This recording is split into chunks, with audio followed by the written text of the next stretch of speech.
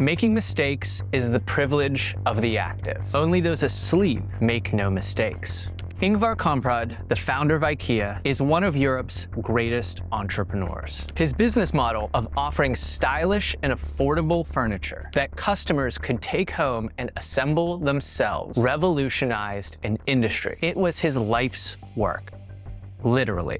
Kamprad founded Ikea in 1943 when he was just 17. He didn't retire from the board until he was 85 years old. In 2018, Bloomberg put his estimated net worth around $58 billion.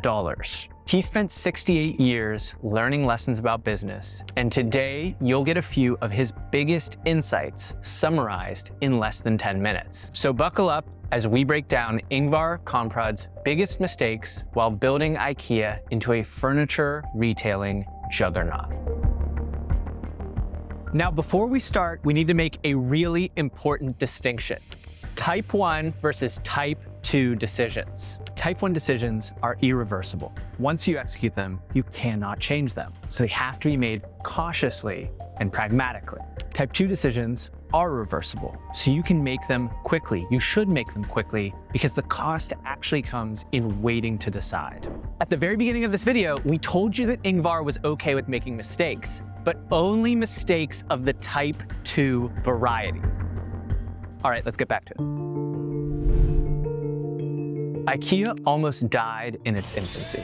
The furniture market was highly competitive. Consumers would receive catalogs from a variety of furniture retailers, which made it really easy to compare prices. Ingvar wanted to sell ironing boards at a competitive price, so he lowered the number in his catalog. But then his competitor lowered theirs further. As the price dropped lower and lower, the retailers needed to cut corners in their production. Instead of selling rock-solid ironing boards that would last a decade, the price war made the ironing board simpler and simpler, but also worse and worse. Eventually, this translated into a spike in customer complaints, returns, and a black eye on the Ikea brand. It was a death spiral, but luckily, competing on price was a Type 2 decision, and one that Kamprad could turn around. So he decided to open the company's first permanent showroom. There, customers could come in, touch, feel, see the difference between a bargain ironing board and one that was well made. Unsurprisingly, customers started to buy the more expensive product. This changed the game theory of Ikea's catalog. By being Europe's first mail order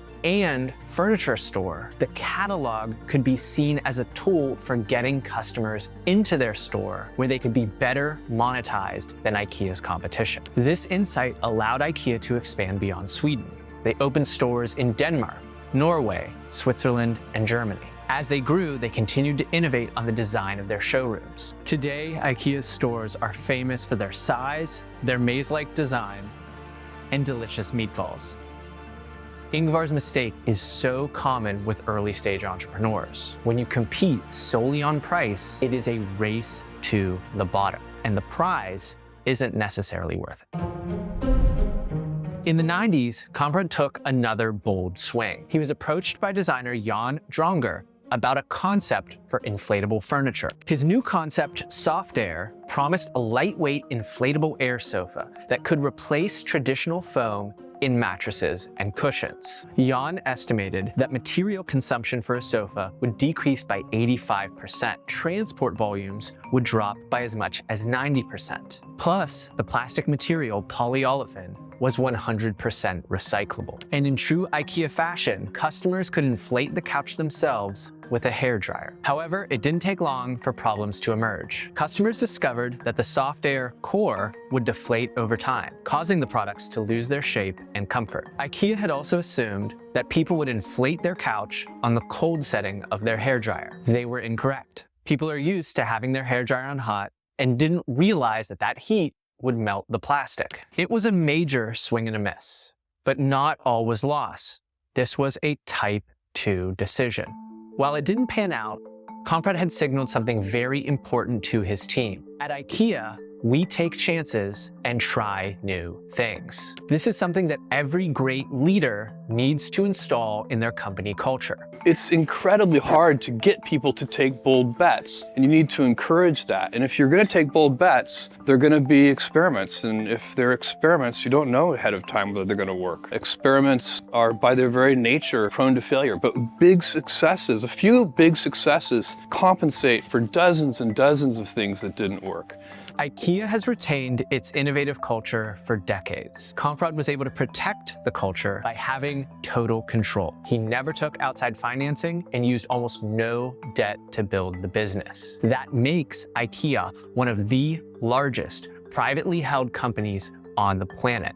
Because it's a privately held company, we don't know how much total revenue Ikea does or what the company is actually worth. Estimates vary drastically, but it is safe to assume that Kamprad's stake in Ikea was worth over $10 billion upon his passing. To avoid taxes and maintain greater privacy, Ingvar transferred ownership of Ikea to an opaque set of trusts, foundations, and Byzantine real estate holdings. Today, his three sons own a real estate and finance group called Ikano, which has over €7 billion in total assets. But those children represent another one of Kamprad's mistakes. And unfortunately, it is of the type 1 variety. You see, growing Ikea was an obsession. Like most hard-charging entrepreneurs, Kamprad worked long hours. As Ikea expanded internationally, he would travel to scout new locations, establish manufacturing relationships, and recruit talent. In the book, Leading by Design, The Ikea Story, journalist Bertel Terekel interviewed Kamprad about his life and career. Looking back, he expressed regret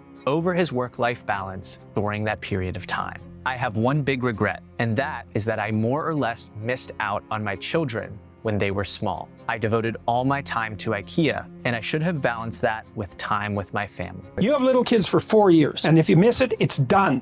That's it. So you got to know that. You know, lots of things in life you don't get to do more than once. While being interviewed for the book, the author notes that Kamprad broke down and cried multiple times while discussing this part of his life.